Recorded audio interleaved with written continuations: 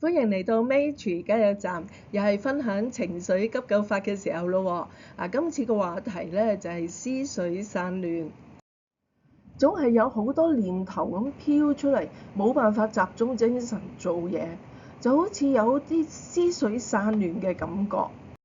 你最近會唔會都係咁呢？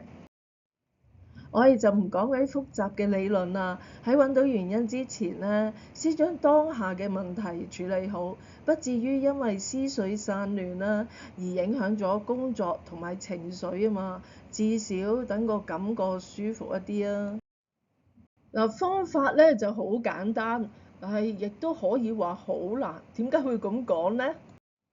簡單嘅咧就係喺日常生活中你必定會遇到而又好輕易做到嘅行為。難啊難在咧，你願唔願意放低而家嘅習慣咯？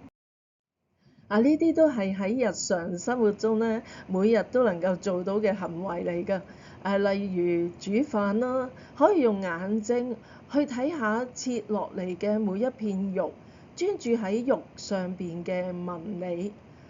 摘落嚟嘅每一根菜，可以欣賞下菜葉上嘅翠綠。用耳仔去聆聽下利落有節奏嘅切菜同埋摘菜嘅聲音，仲有洗菜時候嘅沙沙嘅水聲。用手去感受一下醃料同埋肉質嘅融合，體驗一下清水流過手部同埋菜葉嘅清涼。心咧可以規劃一下個火候同埋個時間，構思一下調味同埋擺盤嘅藝術喎。食飯嘅時候咧，可以用眼睛去欣賞每一道菜嘅色彩，口咧就可以專注於每一次嘅咀嚼，讓味蕾咧細細咁樣探索食物嘅本味。耳仔咧可以靜聽食物被咬碎時嘅細微嘅聲音。個心咧就可以以輕鬆、感恩同埋愉悅嘅心情咧去體驗呢一餐嘅喎。到洗碗啦，可以用眼睛咧去觀察清潔劑嘅泡沫生成同埋畫面，見證住碗筷由污糟到乾淨嘅過程。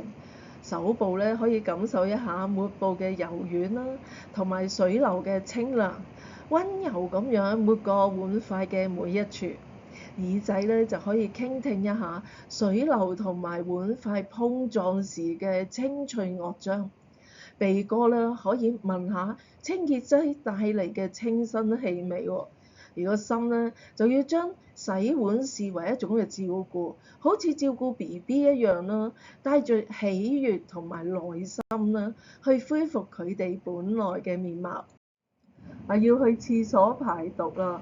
排毒咧就係要將身體裏邊污糟邋遢嘅廢物咧排出體外啊嘛。咁呢個時候咧就可以將個意念咧專注喺釋放，想像一下身體正喺度卸下一啲嘅負擔，重獲輕鬆嘅感覺。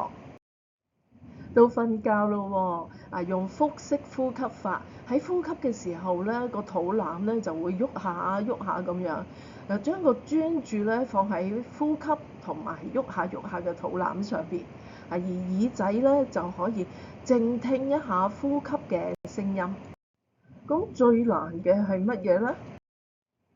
答案咧就超簡單，就係請你先將手機收起嚟。呢個講法咧就好輕鬆，但係做起上嚟咧就超難咯，係咪咧？因為現代人咧已經習慣咗手機不離手㗎啦。佢簡直咧就係我哋嘅精神食糧。唔係誇張㗎，好多人咧一邊煮飯、食飯、洗碗、瞓覺，甚至乎去排毒嘅時候，都唔捨得放低個手機喎。就算唔玩唔睇，都要帶住個耳機嚟到聽啲唔知啲乜嘢啦。所以話啦，要暫時放低個手機咧，真係其實一個大嘅挑戰啊！你身邊係唔係都有一啲人咧，隨身都帶住2-3部手機咧？禪定咧能夠幫助改善思緒散亂嘅問題嘅喎。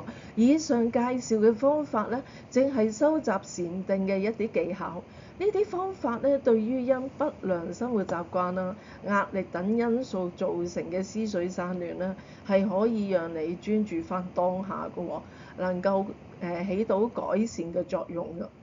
如果情況持續冇好轉到咧，並且已經嚴重影響到你嘅日常生活啦、學業啦或者人際關係啦，或者喺嘗試專注於自身感受嘅時候咧，引發到難以承受嘅強烈不適或者情緒波動嘅話咧，咁樣背後可能隱藏咗有其他問題咯。例如心理生理啦或者健康等方面嘅因素。喺呢個情況下咧，就必須要尋求專業嘅醫療意見啦。例如諮詢家庭醫生啦、相關嘅專科或者精神科醫生啦。因為本片咧嘅內容係無法替代專業嘅診斷同埋建議㗎。若果喺練習過程中咧出現任何嘅不適啦，請立即停止並確保自身嘅安全。